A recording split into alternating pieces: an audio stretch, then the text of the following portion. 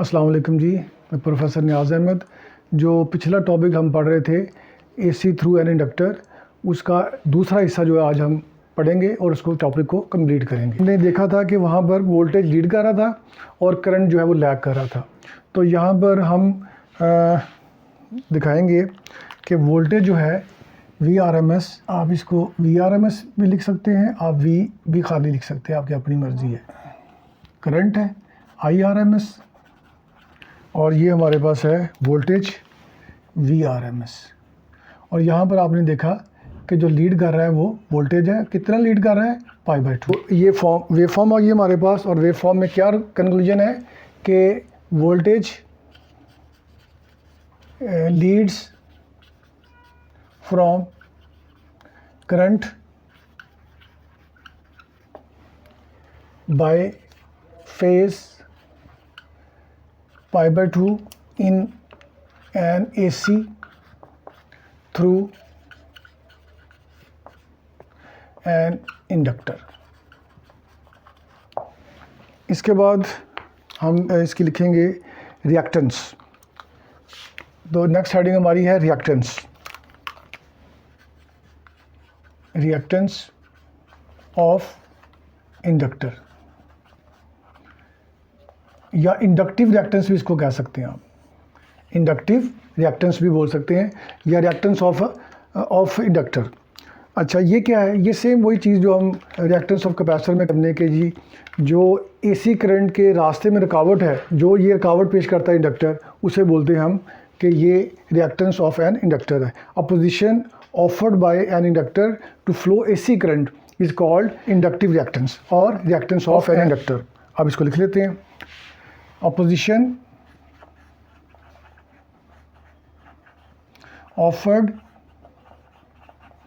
by an inductor to flow AC current, alternating current, is called inductive reactance। It is denoted by XL। L stand for inductance और इसका formula जो लिखेंगे आप वो है XL is equal to VRMS over IRMS और XL is equal to omega L। और आपको पहले भी मैंने बताया था कि ओमेगा किसके बराबर है? 2π/T और इसको हम ऐसे भी लिख सकते हैं 2π/F। तो ये फार्मूला हमारे पास बन जाएगा XL is equal to 2πFL। अब इसमें जो XL है ये डायरेक्टली प्रोपोर्शनल फ्रीक्वेंसी के है और इंडक्टेंस के भी डायरेक्टली प्रोपोर्शनल है, ये भी याद रखें आप, दोनों के डायरेक्टली प्रोपोर्शनल है। तो ये इंपॉर्टेंट पॉइंट है कि XL is directly proportional frequency F and L।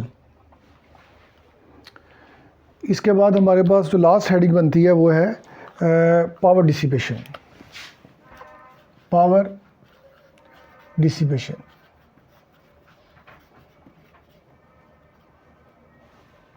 तो बस नुक्ते की बात ये याद रखें, no power is dissipated in an purely inductive circuit. No power is dissipated in a pure inductive circuit.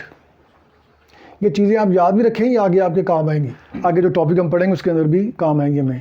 No power is dissipated, power deliver ज़रूर होती है सर्किट को, मगर वो सर्किट है वो वापस कर देता है, पावर यूज़ नहीं करता, अपने पास रखता नहीं, यानी वो खर्च नहीं करता, उसको मिलती ज़रूर है पावर। अच्छा, अब इसके लिए फिर वही डायग्राम जो हमने प्रीवियस टॉपिक में पढ़ी थी उसको ज़रा सिंपल तरीके से हम बनाएंगे। उसमें फेज़ वगैरह मेंशन करने की ज़रूरत नहीं है, बस हम उसकी वेव फॉर्म बनाएंगे।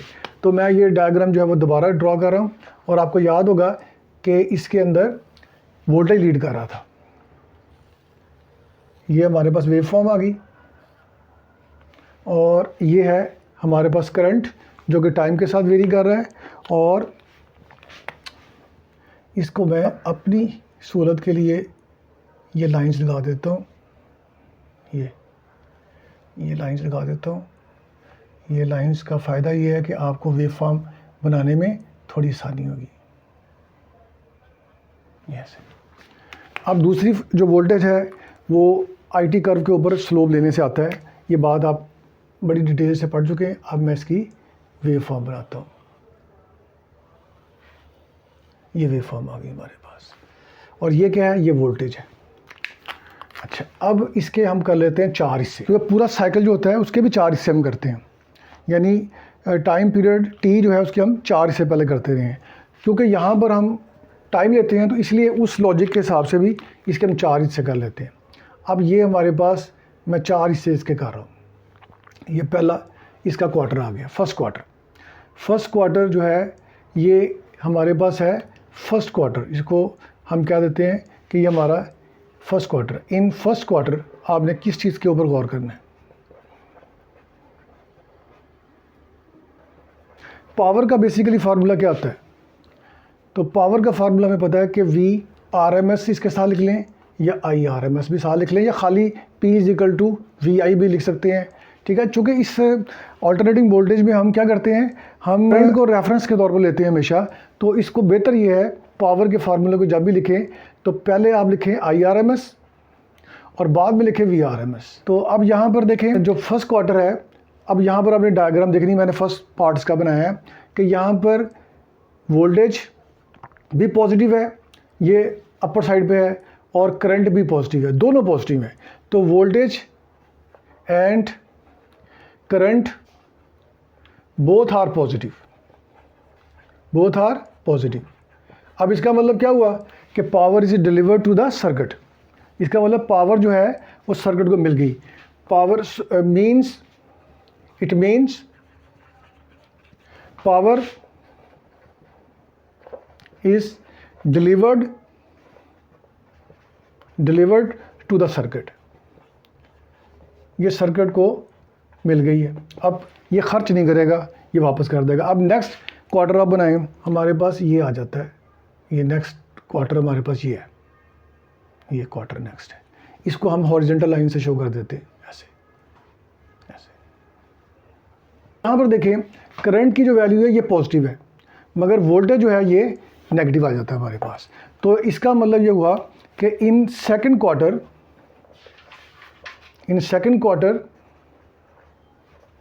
Current is positive but voltage V is negative. अब इसका मतलब पावर क्या हो गई, अब ये नेगेटिव पावर का फॉर्मूला हो जाएगा, यानी इसके साथ माइनस साइन आ जाएगा। तो इसका मतलब पावर जो सर्किट को दी थी, सर्किट ने वो वापस कर दी। So power is negative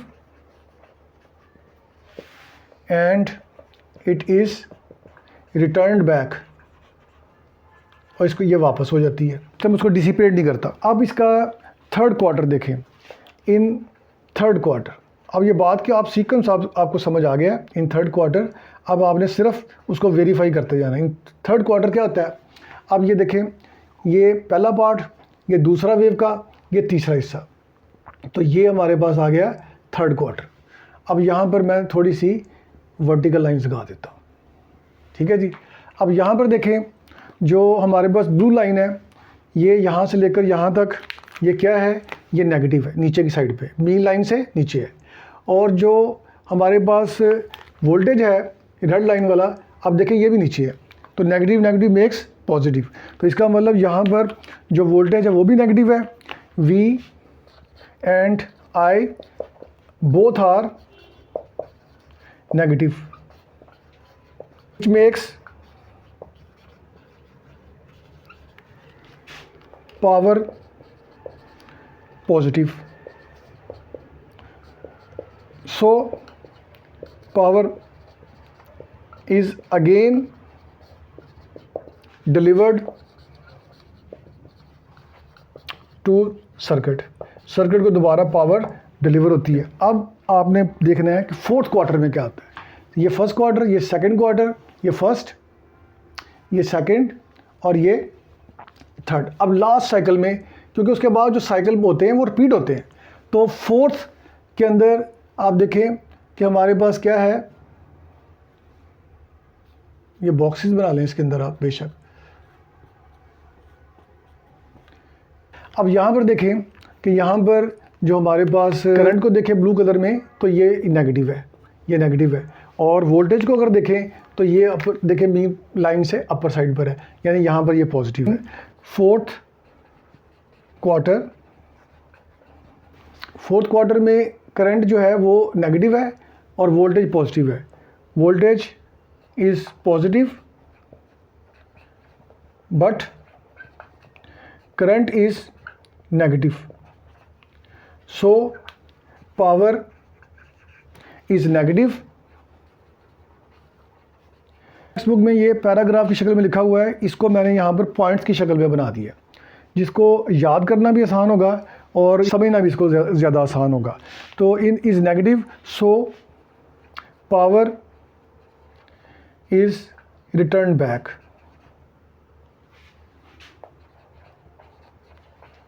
again, यानी ये पावर डिसिपेट नहीं होती। तो इस तरीके से ये हमारा टॉपिक है जो ख़त्म हो गया। इसके बाद छोटा सा टॉपिक और है, वो इसी लेक्चर के अंदर हम उसको कवर करेंगे, और वो हमारा जो टॉपिक है वो है इम्पीडेंस। जी, तो हमारा जो अब छोटा सा शॉर्ट क्वेश्चन है वो है इम्पीडेंस। देखिए, अब एसी सर्किट में जो सर्किट एलिमेंट्स हैं वो क्या हैं। मैंने बताया आपको शुरू में कि रजिस्टर, कैपेसिटर और इंडक्टर, ये तीनों क्या हैं, circuit element of AC circuit है। ये तीनों जो है रेजिस्टेंस ऑफर करते हैं, अपोजिशन ऑफर करते हैं to the flow of AC current. अगर सर्किट में हमने बारी बारी तीनों पढ़े हैं, तीनों जो है वो एसी सर्किट, एसी करंट को रेजिस्टेंस ऑफर करते हैं। अच्छा, अगर ये सर्किट में इकट्ठे लगे हों, मैं कहता हूँ जी 3 इकट्ठे लगे हों या 2-2 करके लगे हों, तो फिर जो उनका कंबाइन इफेक्ट होगा रेजिस्टेंस का, उसे हम बोलते हैं इम्पीडेंस। तो अब मैं यहाँ पर इसको लिखता हूँ कि the combine effect of the combine effect of resistance or reactance of a capacitor XC and inductive reactance XL is called impedance. It is denoted by